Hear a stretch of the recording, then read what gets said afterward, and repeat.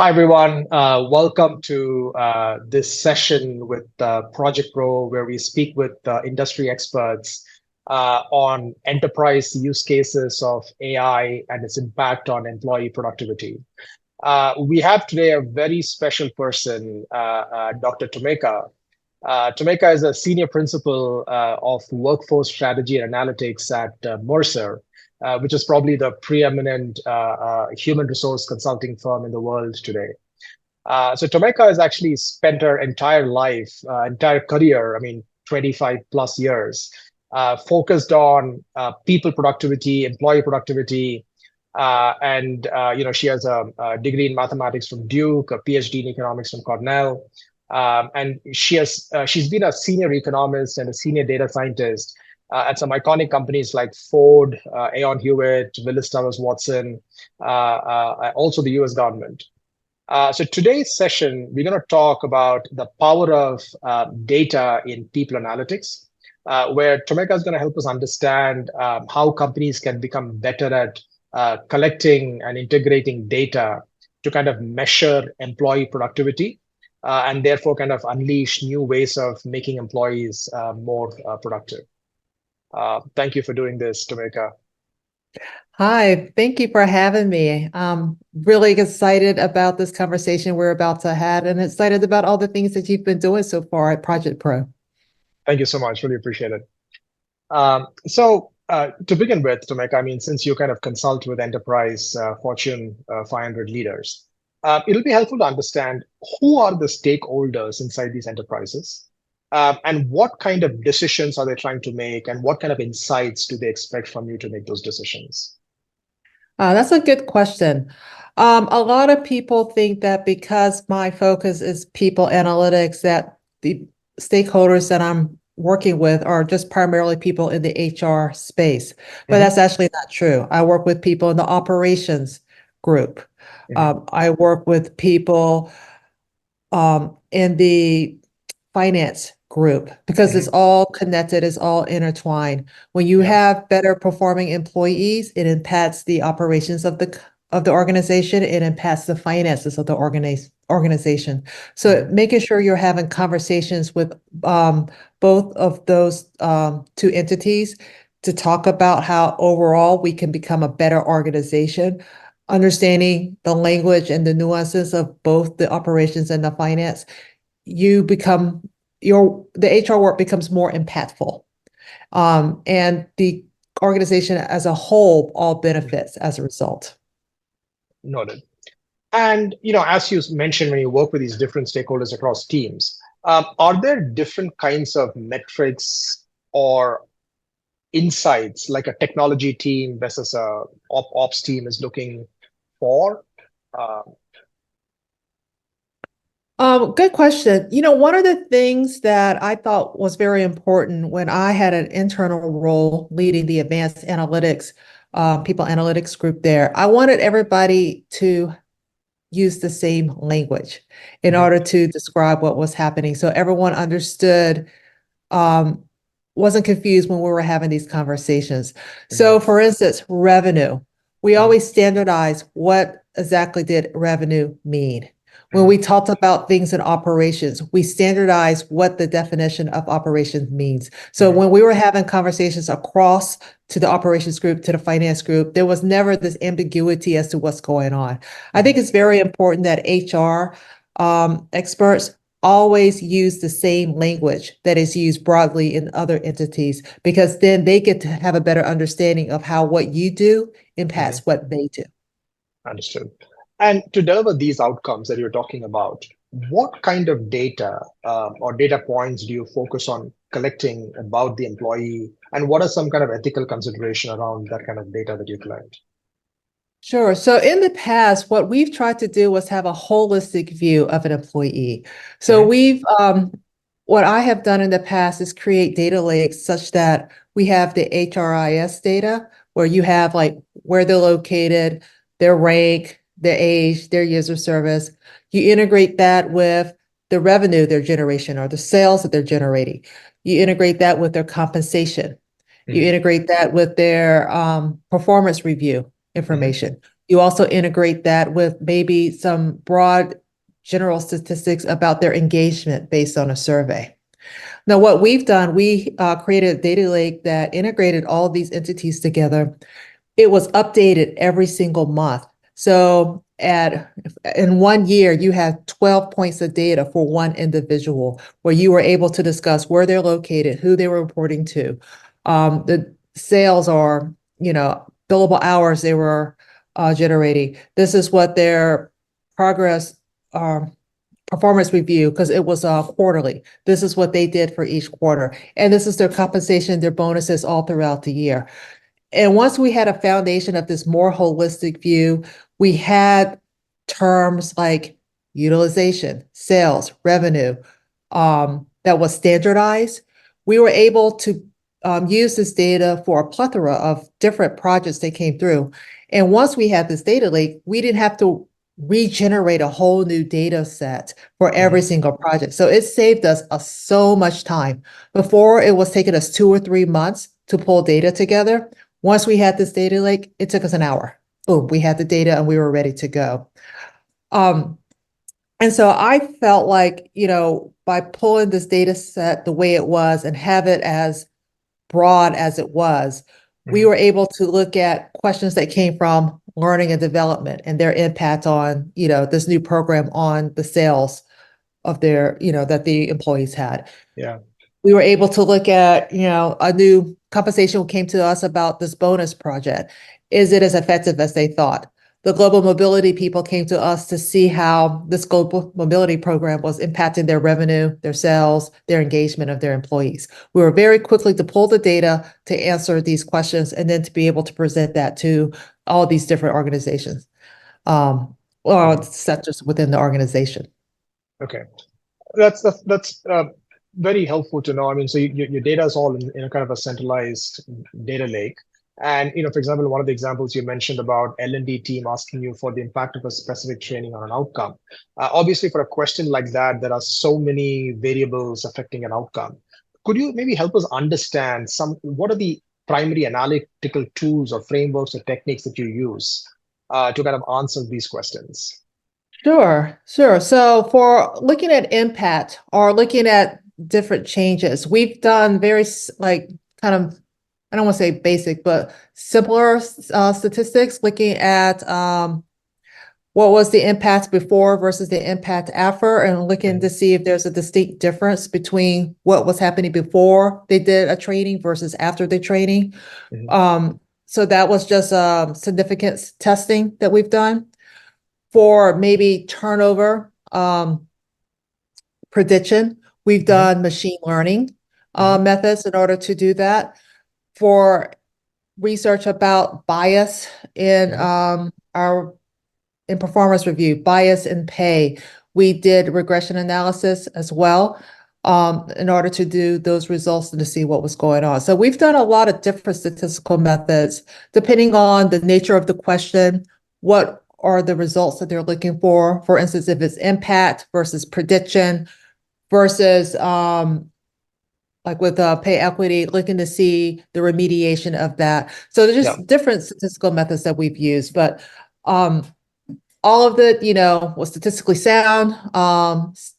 And we've been able to explain the results in a way that made sense to the stakeholders, and they knew exactly how to interpret the data and use the data as well. In some cases, we would take the results of these, of whatever we were doing, and we would put it in a dashboard. So sometimes a Tableau dashboard or a Power BI dashboard so that they can use the filters, or however they like to get the results that they want. And we did a lot of training to show them how to utilize these dashboards so that they can dig deeper into the numbers to look for more specific things that maybe on a, from our perspective, we probably wouldn't have been thinking about it. So we created a lot of tools that's using the data lakes, using statistical analysis, and then using dashboards as a way of telling the story of what we've been doing with the data. Makes sense. That's very helpful. And, in a role like sales that you mentioned, there the outcome is probably a little more quantifiable. You look at revenue or leads or something like that. But in roles where the outcome is not very quantifiable, what kind of, is it OKRs or is it some kind of KPI methodology that work to measure outcomes? What is most popular have you seen out there? So for instance, roles that is not clear, such as sales or billable hours or things like that. We Yeah. also look at engagement. Mm, We have engagement surveys so to look and see what they're doing. We also, with our performance review, we also looked at feedback mm, based on how they're performing. And we've done text analysis to look at their written versions. mm, We do statistical methods to look at the scores to see if there's any significant difference within the cohort that they are in compared to other cohorts as well. mm. So there's data that's out there. I mean, even things just like retention Yeah. and how do they feel about their managers and any type of surveys like that. Those are Mm, also different types of data that we use for people that are not, you know, using these hardcore quantitative stats that you usually see. okay. Okay. Makes sense. And, given what's happening in the last 18 months, right? The work you're doing is, probably is all in the limelight right now, employee productivity versus artificial intelligence productivity.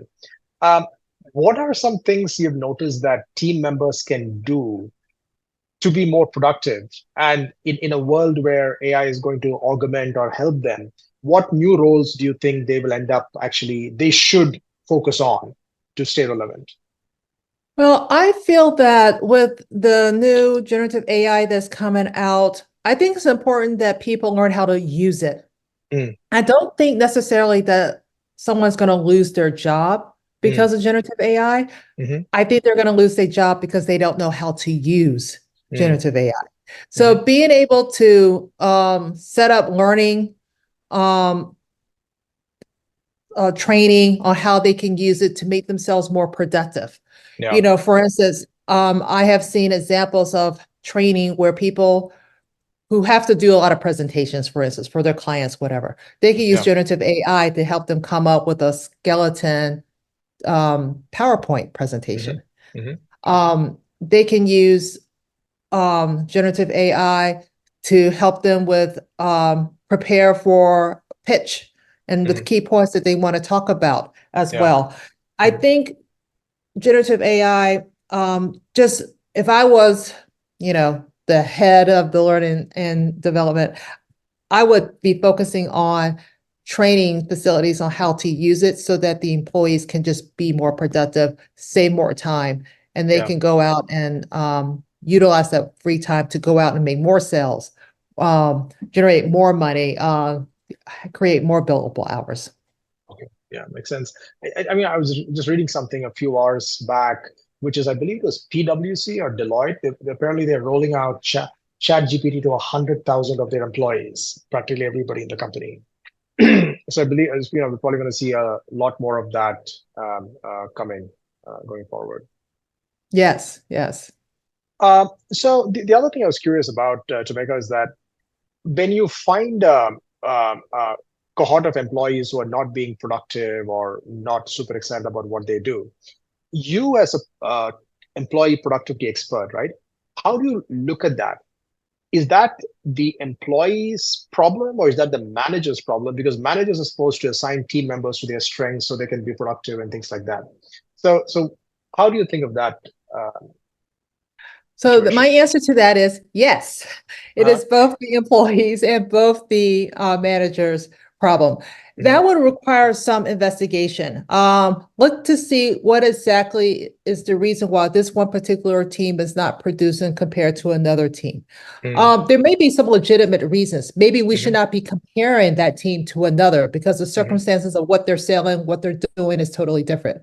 But Yeah. if we make an assumption, Hmm. or, it might be a different market, for instance, Hmm. that Hmm. may be more difficult than others. So you have to Hmm. take that with a grain of salt. But if you're Hmm. assuming that the markets are similar, what they're selling is similar, and their methodologies of how they're going out is similar, then we probably need to take a look to determine whether or not the manager is being effective. And Hmm. that could be done through a variety of ways, looking at engagement surveys, how do the team works together Hmm. to come up with some products. You can also look to see if the manager themselves, if there's any thing that he would like to implement and he's having trouble implementing. Yeah. It could be a lot of number of things that could be hindering that one team from profiting or being productive. But I also want to hesitate and say that we can't just automatically assume that if this one team is lower, that they're doing worse. You have to take in consideration the market they're in, the product they're selling, and a lot of other factors as well. Yeah. Yeah. And earlier mentioning your data is already all in the kind of the data lake. You're using a bunch of models and frameworks to analyze that. Are there some best practices to manage both integrity and consistency of this large volume of employee data that you and your team handle? True. So different organizations have different rules. When I was internal, one of the rules that we had with our data lake was that we were actually not allowed to use the data lake to produce any type of individualized results. We were only use this data to help define trends that are happening and not to single out anyone individually. So reporting was not used for our data at all on an individual level. We had to have at least, I believe, 10 employees within a certain cohort in order to even present a certain stat about what was happening.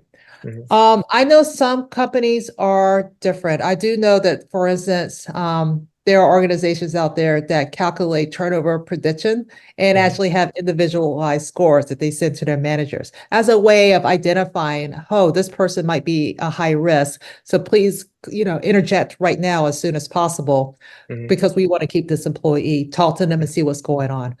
When we've used turnover prediction, it was more of identifying trends that was happening.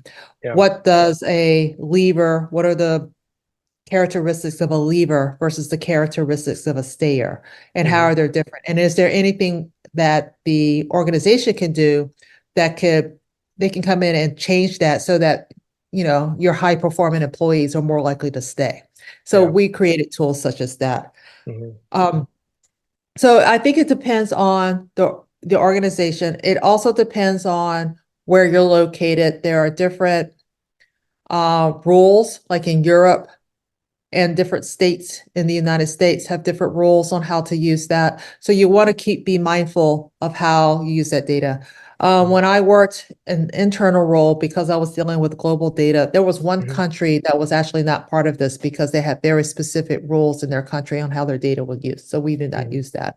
And not only is it important in looking at how things are being reported as far as using general HR, but I've also seen this in regards to pay. There are now more states that are have pay transparency rules. So a lot of companies are now trying to deal with how they can provide ranges for their pay when they post a job, for instance. And they want to make sure that when they do that, it doesn't trigger something going on in the organization because they found that people who have higher levels or lower levels are not in that pay range because there's some wage compression. So it's very, very tricky. I think you have to look at it on a case by case basis on how you're using the data itself, and then what type of results that you're going to present and produce as a result. Okay, makes sense. And post the pandemic, right? Are you seeing a lot of asks or insights being asked to figure out the role of remote or hybrid or in-office impact on productivity? What kind of world do you think we are going to land up in? Is it going to be a hybrid world? Where do you think we are headed? I think we're heading more toward a hybrid. And let me tell you, excuse me, let me tell you why I think that. I do think people love work from home. They don't have to deal with the office politics. They could sleep in and maybe another 45 minutes more. They could very quickly run downstairs and in 5 minutes throw a load of laundry in there and then come back to work instead of waiting until they get home. But the negative of work from home, it has been really a negative impact on newly hired employees, particularly young ones that are like straight out of school. And can you imagine you went to college out of state and now you're in the big city all alone and you just started this new job and you're just sitting in your apartment all by yourself. You don't know anybody. You just moved into the city. And so a couple of things need to happen. I do think that managers need to rethink how they manage people who are work from home and don't just assume that they're going to reach out to them. I also need to, we need to think about what are the expectations of ramping up. Yeah. That's going to happen. But I also think they need to be considerate of some of these veterans that have been out there for a long time. Like I actually have been full-time remote since 2017. I was full-time remote before the pandemic. And I managed global teams and it worked out very well. I've also had a job where I was in the office every single day and nobody was speaking to one another. They just walked in and kept their door closed. So it's also about the team dynamics, making sure that people feel that they have a voice, that they are seen and that they are heard. And that is up to the manager of that team. So I think a very good compromise of that would be probably a hybrid 2 to 3 times a week. I do not think 5 days a week is going to work with anyone. And I think people will leave. I think 100% remote. It depends on the team. But you have to make an extra effort, particularly for those who are newly hired, for those that are recent graduates, to make sure that they are more ingrained into the company's culture and so forth. Makes sense. Yeah. I have a friend who works with a very large CRM company, and she's a technical content writer. And, that company enforces 2 days a week in the office. But then there's no alignment on who can come, which 2 days and what 2 days you can be in the office. So she basically battles traffic, goes into the office, interacts with a team through Zoom calls, and then comes back home. And she barely gets to meet anybody from her team on the same day because they're all picking different days to come into the office. So you're right. If it's not very carefully orchestrated, the upside of actually coming into the office could be missed. Yeah. Yeah. And, what is the point of coming into the office if you're going to be on Zoom calls all day? Exactly. It's just. Yeah. So, Tomeka, just a final couple of questions. One is, Sure. HR decisions or people decisions, right, are famously or infamously emotion-driven, qualitative, relationship-driven. How do you kind of evangelize a data-driven mindset to a people decision inside a company, in an HR team? So that has been my mission in life, is to help people utilize data to make better informed decisions. And it's in all aspects of people analytics. I think in the past, people have relied on their gut feeling on what they've done, and they don't realize some of the unconscious bias that has resulted due to that. With cold hard numbers, cold hard facts, it actually allows indirectly, in my opinion, for people to see employees in ways that they've never seen before. So I'll give you a good example. I remember working with an organization that was had a succession plan. And basically they just kind of went into a room and they just chose people. And I would look at their succession plan because we created the dashboard for it. And you will see the same person on like 14 slates.